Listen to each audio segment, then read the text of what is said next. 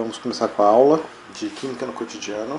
É um jeito da gente rever alguns assuntos e antecipar outros relacionados à química geral, mas em ambientes mais tangíveis e fora da classe, né?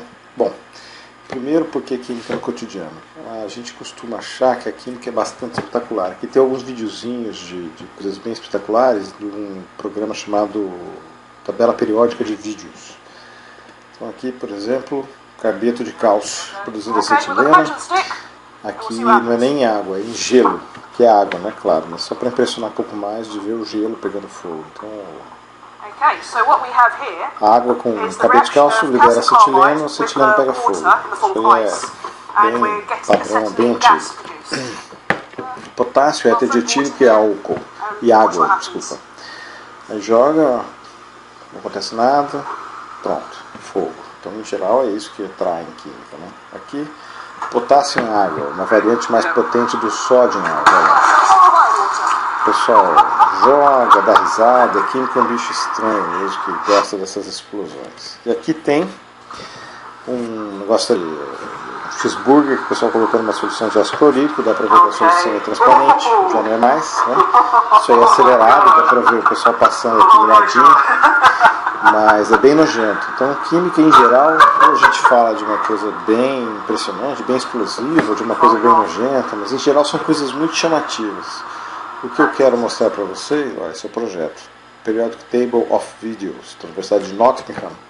Então, se vocês quiserem ver mais coisas, esses são pedaços dos vídeos. Em geral, os vídeos explicam o assunto um pouco antes e falam um pouco depois, mas aí fizeram uma seleção só com os trechos das reações, e vocês podem ficar lá se maravilhando. Bom, aqui o que a gente quer é tentar falar um pouquinho de algumas técnicas diferentes que a gente tem no dia a dia, que às vezes a gente não se apercebe. Não quer dizer que não sejam temas interessantes ou chamativos, né? Tem alguns temas engraçadinhos aí, que vocês podem ver no slide, a gente vai ver no decorrer dessas aulas que estão sendo gravadas. Primeiro tema, química do banheiro. Então, limão e gelo no mictório masculino. Os garotos já devem ter visto em boate, em alguns bares, com um pouco mais de sofisticação. Eles evitam que o banheiro fique muito fedido, ou minimizam esse fedor, esse cheiro forte, com gelo e com limão, que eles colocam nos mictórios. Bom, já vi gente que fica brincando com esse gelo. Bom, eu não fico vendo gente no banheiro usando mictório, né? Na verdade, devo dizer, sou eu mesmo que fico brincando. E de ficar tentando quebrar o gelo e tal. Bom, não é só para isso que serve. Serve para você ter menos odor dos componentes voláteis da urina e que geram o cheiro forte da urina de banheiro masculino, né? Como que a gente explica por que o gelo e o limão atuam diminuindo esse odor? Esse é um gráfico que a gente já conhece da aula, né, de pressão de vapor, pode ser de qualquer coisa, mas é de energia cinética em função da porcentagem das moléculas que estão com essa determinada energia cinética. Bom, aqui, vamos supor, é a energia de ativação para alguma coisa. Então, no nosso caso, é para as moléculas volatilizarem. Se eu tenho uma temperatura mais alta, eu tenho o deslocamento dessa gaussiana para valores maiores de temperatura, ou seja, ou de energia, e a partir dessa energia, se eu desloco elas, as moléculas todas, para valores maiores, eu tenho um maior número de moléculas que podem evaporar. Isso explica porque quanto maior a temperatura, maior a pressão de vapor. Quando você coloca gelo, você leva o líquido, a urina, para valores menores de temperatura e menores de energia. Então eu passo a ter menos moléculas que podem evaporar. E aí a gente sente menos o cheiro. Se ela não evapora, não entra no nosso nariz. Se não entra no nosso nariz, a gente não sente o cheiro. Então essa é uma coisa fundamental para o banheiro não ficar fedido. A segunda coisa é a acidez do limão. Aí já entra no campo da possibilidade. É possível que ácidos diminuam cheiro da urina. Isso é bem possível, por esse mecanismo que eu vou mostrar agora. Mas o que a gente não sabe é se o limão, algumas fatias de limão, geram acidez suficiente para isso acontecer. Mas é fato que quando você protona uma base, ela passa a ser menos volátil, ela evapora menos, porque ela se torna uma substância iônica, ela tem um contraíon para atrair, então ela fica mais pesada, é mais difícil ela evaporar. Então aqui, é claro que eu não vou passar etapa por etapa, mas aqui é um conjunto de etapas que levam à decomposição da ureia em meio ácido, mas o que me interessa é essa etapa aqui, onde tem ionização do O, eu tenho a formação do OH2 para liberar o H. Bom, é isso. O H+, ele acaba funcionalizando a ureia, ele pode agir com a ureia e gerar substâncias iônicas, e aí a gente tem menor volatilidade. Essa coisa da menor volatilidade também entra na química do sovaco. Tem uma substância que chama ácido 3-metil-2-hexenoico. Essa molécula que está aqui do lado. Essa molécula é responsável pelo cheiro. Tem outras também. Essa é uma das moléculas mais responsáveis pelo cheiro. Para vocês terem uma ideia de como é importante a química do sovaco, aqui essa fotinha aqui de senhoras muito bem vestidas com aventais, cheirando as axilas de homens já não tão vestidos,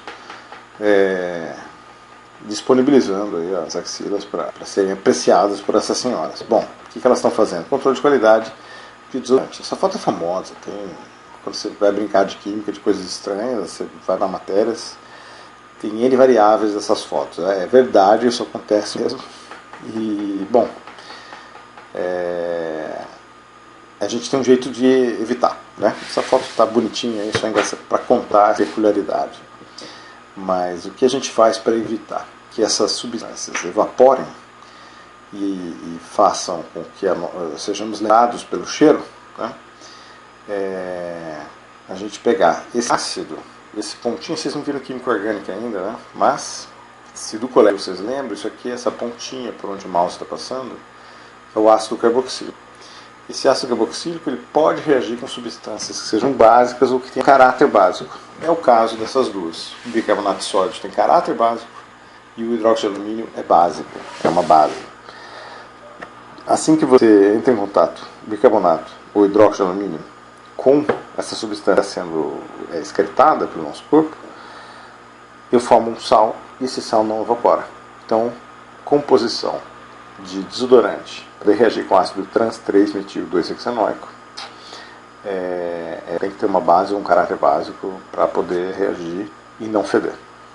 Uma outra coisa é que sais de alumínio também entopem os poros, que isso com a produção das sudoríparas. É mais de biologia, mas foi uma aplicação que eu achei de alguns sais. E se você pensar bem, o ácido trans-3-metil-2-hexenoico forma um sal de alumínio quando reage com o hidróxido de alumínio. E pode também servir, mas eu acho que os sais de alumínio que eles estão citando são sais de alumínio já padronizados, específicos para isso. Não deve ser qualquer sal de alumínio, mas é uma curiosidade. Sobre a química do sovaco, faz uma coisa interessante. Conservadores, aqui está falando conservadores estudam a química do sovaco após séculos. Conservadores não são pessoas que não são liberais, né? Os conservadores contra os liberais, não. Conservadores de arte. Então, como vocês podem ver, essa aqui é uma camisa de um museu na Austrália da época da guerra. Então eles guardam inclusive as roupas para essa época, né, como uma informação histórica. Levar essas roupas para as pessoas continuarem sabendo como eram os hábitos de uma determinada época. E eles têm muita dificuldade de conservar essas roupas no sovaco. O sovaco degradar. É no sovaco que começam a degradar as roupas antigas. Roupas de reis, da Idade Média, você tenta conservar. É muito difícil conservar. O primeiro lugar que começa a estragar é no sovaco. Então isso é uma coisa interessante, relativo justamente às substâncias que a gente excreta, que podem ser ácidas, ou seja, podem estimular a degradação nessa região.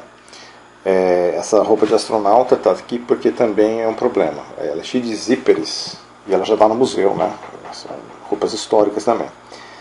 São cheias de zíperes, e o primeiro zíper que quebrou, o primeiro zíper que já não funcionou foi o do sovaco. Também por causa dos produtos excretados pelo nosso sovaco.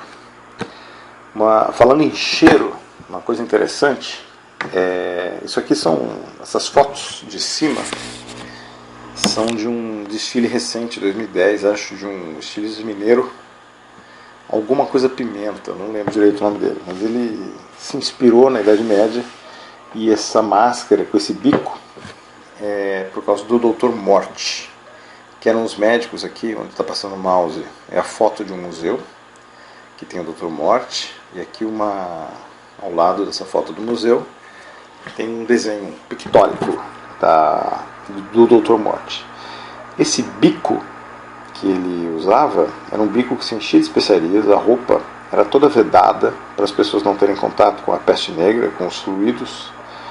Acreditava-se que era o cheiro que passava, o cheiro muito forte de uma doença podia passar essa doença, era a crença de época. A gente sabe que hoje não, são os fluidos ou são tosse, são outros vetores que carregam a doença consigo. Porém, o legal é que, acreditando que era o cheiro, eliminava-se, para se eliminar a possibilidade de sentir o cheiro, você acaba tendo que eliminar o contato com os fluidos, então funcionava. E nesse bico eles enchiam de especiarias, e as especiarias são substâncias com alta concentração de alguns óleos essenciais, que são óleos que em baixa concentração já emitem cheiro, né? É só você esfregar a mão numa folha de orégano, numa folha de manjericão, que você já fica com esse cheiro no dedo, né? Bastante marcante. Então era um jeito de usar a pressão de vapor do óleo essencial e as sobreplantadores para poder eliminar os cheiros que vinham dos corpos da peste negra. Esse aqui é um experimento que eu desenvolvi com uma aluna para usar essa característica e falar desse momento histórico com os alunos do ensino médio, usando o mesmo conceito. A gente pegou uma caixa, nessa caixa a gente colocou coisas de cheiro muito forte e colocou um funil com especiarias dentro e um saco plástico em volta do funil para poder fechar no nariz e na boca, para poder respirar só o que passa pelo funil e que vem da caixa com coisas de cheiro muito forte, cebola, vinho, uma bebida muito forte. E aí o pessoal era convidado a cheirar e eles não identificavam o que tinha dentro da caixa. Depois, quando você abria a caixa, o pessoal, nossa, que surpresa, não dá para sentir o cheiro, porque o cravo e a canela acabavam se sobrepondo. E aproveitando que a gente está falando de cravo e canela, tem aqui um slide que fala das propriedades antimicrobianas desses óleos essenciais. Então, as especiarias eram usadas há muito tempo por esses motivos de sobreposição de odores, e eles acabavam sendo usados para conservar a comida mais. Na verdade, era para disfarçar o cheiro da comida que estava estragando. Mas quando eu já colocava esses temperos, essas especiarias, para disfarçar o cheiro da comida que estava estragando, porque os óleos essenciais eles liberam muito odor e acaba se sobrepondo, esses elementos acabavam durando mais. Você já colocava antes, eles duravam mais, o pessoal descobriu que então a comida podia conservar mais se você enchesse de tempero. E aqui é um experimento bem bonitinho. Aqui nós temos um arroz doce de controle, 24 horas depois de deixado apodrecendo em cima da mesa, 72 horas aqui onde está o mouse, deixando apodrecer a temperatura ambiente em cima da mesa, e 20 horas ou 5 dias. Bem impressionante, bem nojento também. Aqui um pudim de arroz, um doce de arroz cozido com a canela recém-moída, 72 horas, nenhum sinal. Tudo fora da geladeira. Nenhum sinal de micro-organismos decompositores visíveis. Não quer dizer que dá para comer, porque os micro-organismos decompositores invisíveis. Mas é claro que também deve ter sido inibidos bastante. Mas esse experimento você não pode fazer para comer, porque a gente exagerou na quantidade de canela para poder dar certo. A gente tem que fazer um estudo variando a partir de qual momento ela dá certo, né? Mas de qualquer jeito, se você brincar disso em casa, não é para comer. E a mesma coisa aqui, o pudim de arroz, o pudim o doce de arroz, né? O que eu falei? Como é que chama? Arroz doce. O arroz doce cozido com cravos. E aí o mesmo resultado. Então aí a gente vai ver a propriedade antimicrobiana dos óleos essenciais. Aqui é um experimento muito legal. Quando vocês vão comprar uma especiaria, a gente costuma comprar pimenta do reino picada, achada. Um experimento com a canela picada, recém-picada, e a gente fez doce, que tá aqui, e a canela em pó já vencida, que eu tinha em casa na época que eu era solteiro. E aí essa canela estava bem vencida, bastante vencida, e a gente usou para fazer o experimento. Então deu para ver que a canela em pó recém-picada teve atividade antimicrobiana e a canela em pó vencida não teve atividade antimicrobiana. Pode até ter um cheirinho, mas ela já perdeu bastante dos óleos essenciais em função da área superficial. Você tem mais área superficial e aí você tem mais evaporação, porque ela já foi moída. Você quebrou as paredes celulares, então você tem menos barreiras para o óleo essencial ir embora. Ele vai embora mais cedo, mas antes, e ainda você permite a entrada de oxigênio, o que favorece a oxidação dos ativos. Bom, esse é o fim da primeira parte.